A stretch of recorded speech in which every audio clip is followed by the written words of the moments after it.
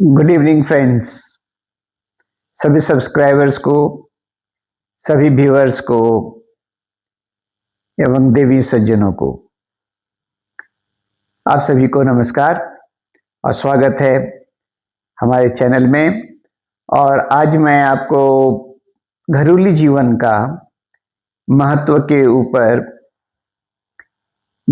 तथागत बुद्ध की शिक्षा प्रणाली के तहत एक घटना आपको सुनाने जा रहा हूं। तथागत के दो शिष्य थे, साधु और माधु।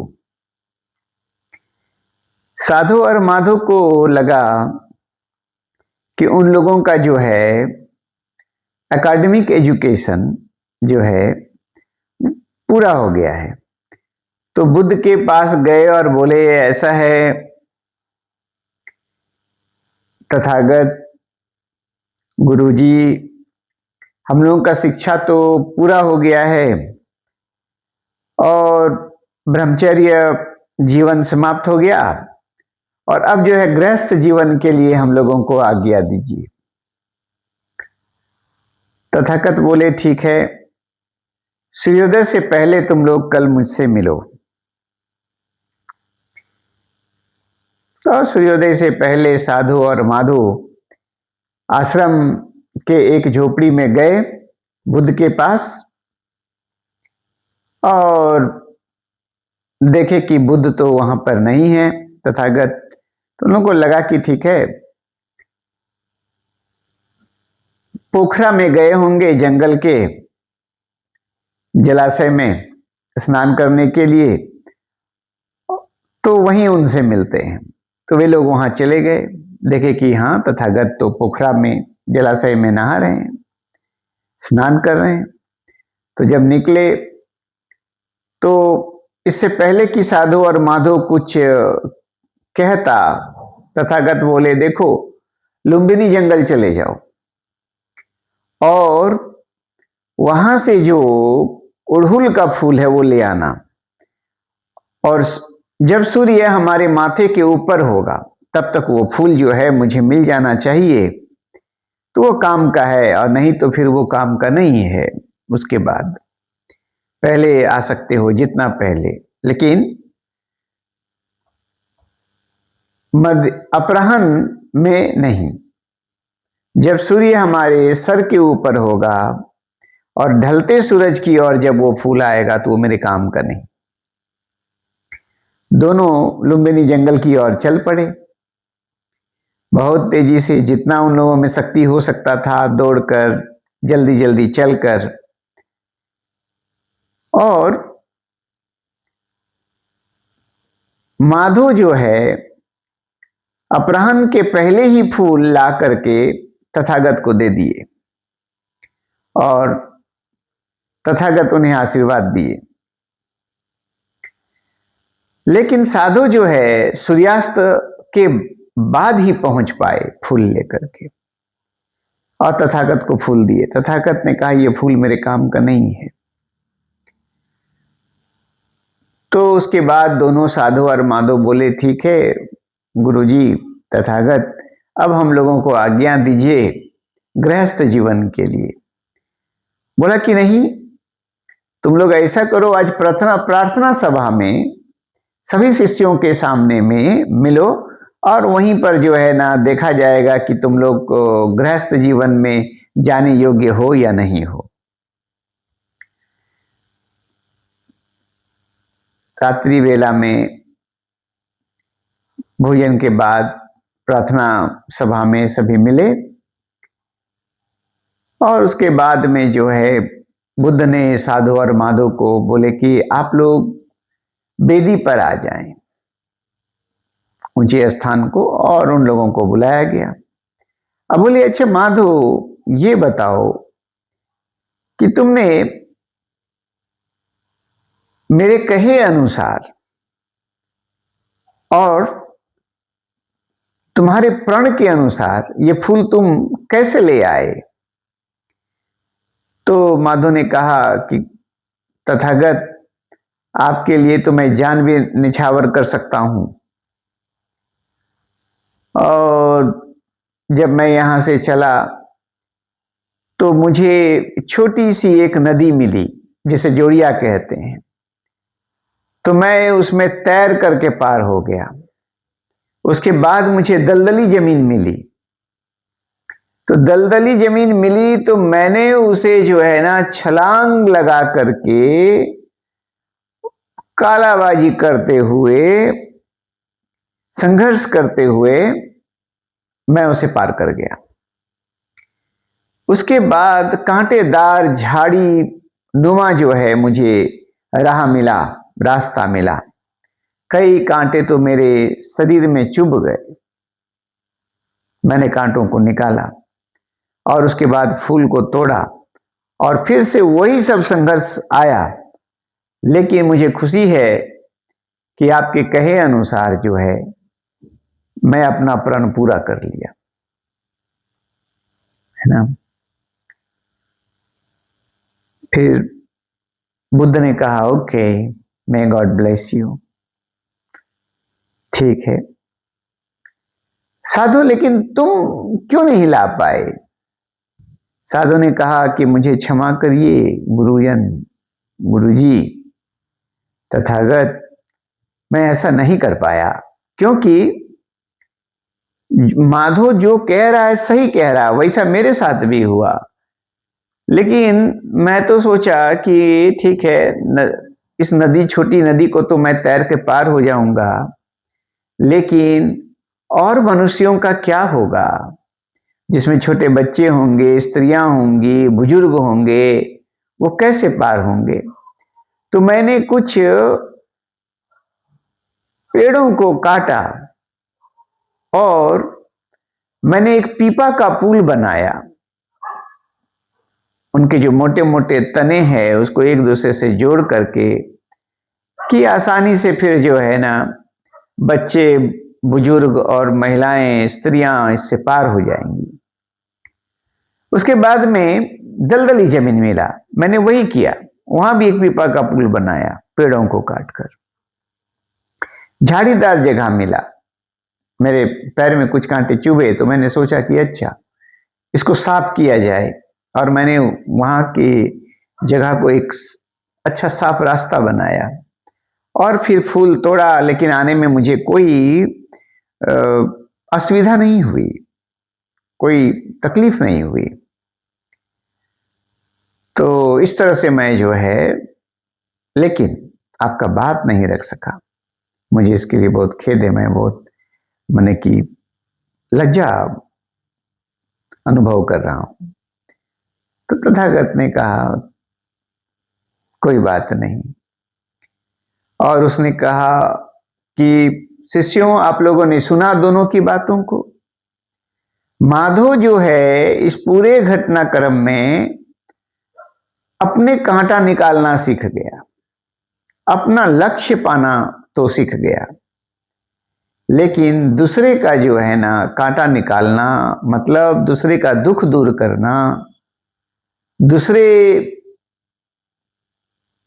के काम आना, ये नहीं सीखा। और साधु चारित्रिक ज्ञान है इनके अंदर, व्यवहारिक ज्ञान है, और ये दूसरे का अपना कांटा भी निकालना सीखा और दूसरे का भी कांटा निकालना सीख गया।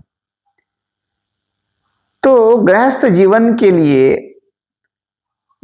दूसरों के बारे में सोचना होगा, दूसरे के लिए त्याग करना होगा। अगर ऐसा चरित्र हो, ऐसा व्यवहार हो, तभी गृहस्थ जीवन चलता है।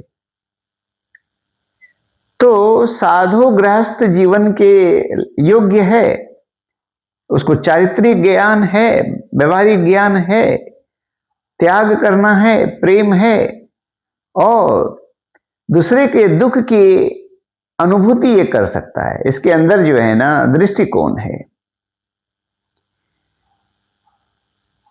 वो विश्लेषण कर सकता है दूसरे के दुख को, दूसरे के दुख को, वो आने वाले दुख को सोच सकता है और उसी के अनुसार ये कर्म कर सकता है।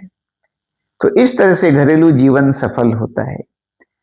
तो कोई भी घर में आजकल रिश्ता क्यों टूट रहा है?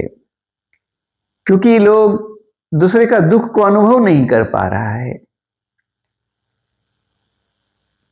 दृष्टिकोण नहीं है उसके पास में, वो त्याग नहीं कर रहा है, रिश्तों को अनुभव नहीं कर रहा है। प्रेम त्याग मांगता है, दान मांगता है, बदले में प्रेम कुछ मांगता नहीं, अपना सब कुछ लगा देता है। तो प्रेम दान है, प्रेम मांग नहीं है। अगर ऐसी प्रवृत्ति हो तो भाई भाई कभी अलग नहीं होंगे, कभी भी चचेरा वर्ड नहीं आएगा कि वो उसका घर है, वो चाचा जी का घर है, वो ताऊ जी का घर है, ये मेरा घर है। हाँ, आजकल जो है भाई भाई अलग रह रहे हैं,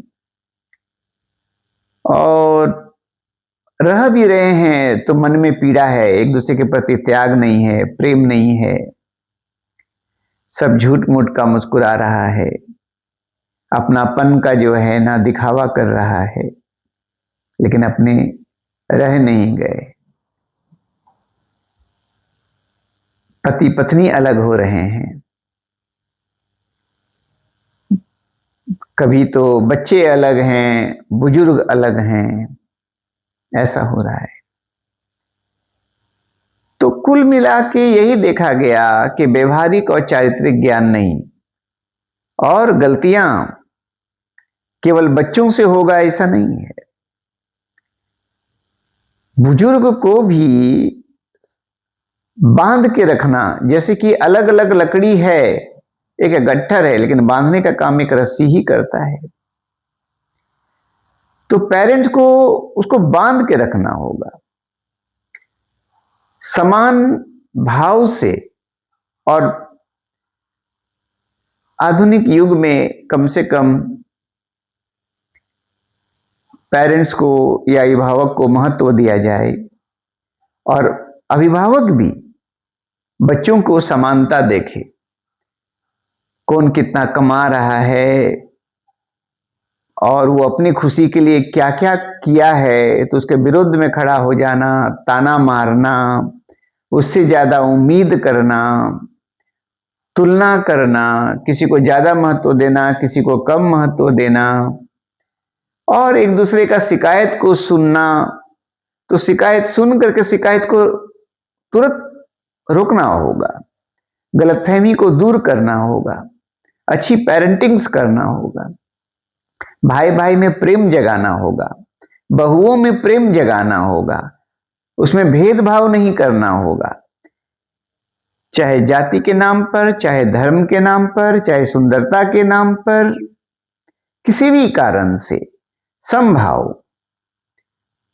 और उसमें अगर नियम बनाया जाए कि एक साथ बैठे, बात करे, खाना खाए एक साथ, एक दूसरे का सुख दुख को सुने और सब मिल करके समाधान करे, और उसमें कोई भेदभाव ना हो, और भेदभाव हो तो बैठा करके गलतफहमी को दूर करे, तो इस तरह से जो है घर परिवार चलता है, डोमेस्टिक लाइफ, घरेलू जीवन चलता है।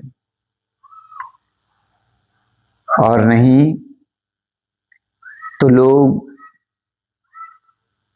एक बड़ा परिवार टूट जाता है, संयुक्त परिवार टूट करके एकल परिवार होता है, फिर परिवार में भी अंतरकलह होता है,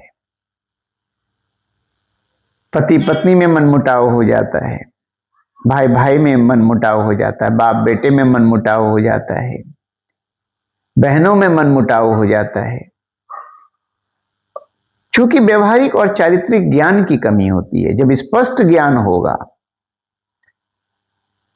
तो ये जो दुनिया है एक होटल की तरह है, एक बसेरा है, सब गुजर ही जाना है, मिलजुल करके चला जाए, एक दूसरे के काम आए, और एक दूसरे को समझे, एक दूसरे से प्रेम करे, एक दूसरे के विरुद्ध में खड़ा ना हो, एक दूसरे के से खराब मनोभाव ना रखे, तब जाकर के एक परिवार चलता है। तो यही बुद्ध की जो है परीक्षा के अनुसार साबित करता है कि आदमी कितना जानता है ये महत्व नहीं है, कितना लक्ष्य को पूरा कर लिया ये भी महत्व नहीं है, और कितना प्रेम को, कितना त्याग को, कितना संयम को महत्व देता है। अगर छोटी हार से बड़ी जीत मिलती है तो वो छोटी हार हार जाना चाहिए, है ना। इससे जो है ना आपका ज्ञान दिखता है। One paper is not your recognition. How you behave, how you tolerate, how is your patience and persistence. You have to win the bigger world rather than the small arena. कुछ हार जीत से बड़ी है और कुछ जीत हार से भी बुरी है। तो यही है आज हमारा कहना कि पर्सनालिटी डेवलपमेंट के तहत पर्सन प्लस क्वालिटी, उसमें जो है आदमी में बंदर आज भी छुपा हुआ है ये साबित नहीं करना है, उस बंदर को हनुमान का रूप देना है, संकट मोचन का रूप देना है।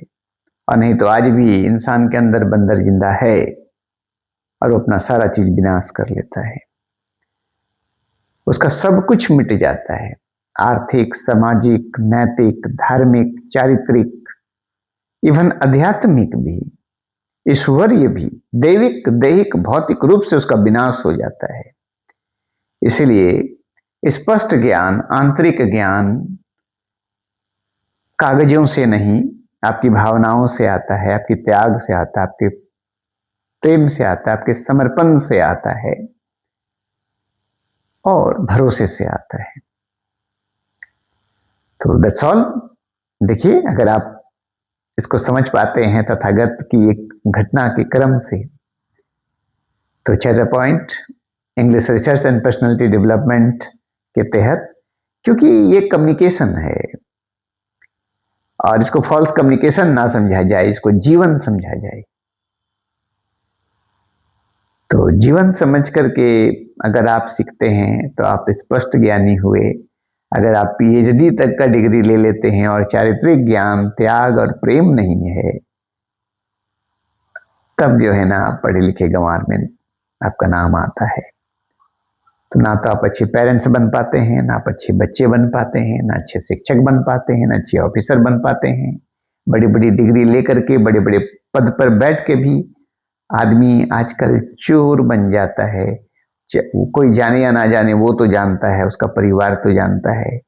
और ऐसे लोगों का आत्मिक चरित्र या शक्ति नहीं बन पाता है, क्योंकि वो अंदर से सबको ही जानता है कि हम चोर हैं। तो ये बहुत बड़ी बड़ी छुपी हुई ज्ञान इसके अंदर रहता है। लेकिन आज ऐसे ही लोग कलयुग में सफल कहलाता है, लेकिन वो सफल है ही नहीं, इसलिए गलतफहमी में ना रहें और आप अपनी कीमत खुद लगाते हैं। आपके बारे में सब जानता है, आप खुद भी जानते हैं, लोग कहे या ना कहे। तो सुनने के लिए, समझने के लिए, लाइक करने के लिए, शेयर करने के लिए, सब्सक्राइब करने के लिए धन्यवाद। जय हिंद, जय भारत।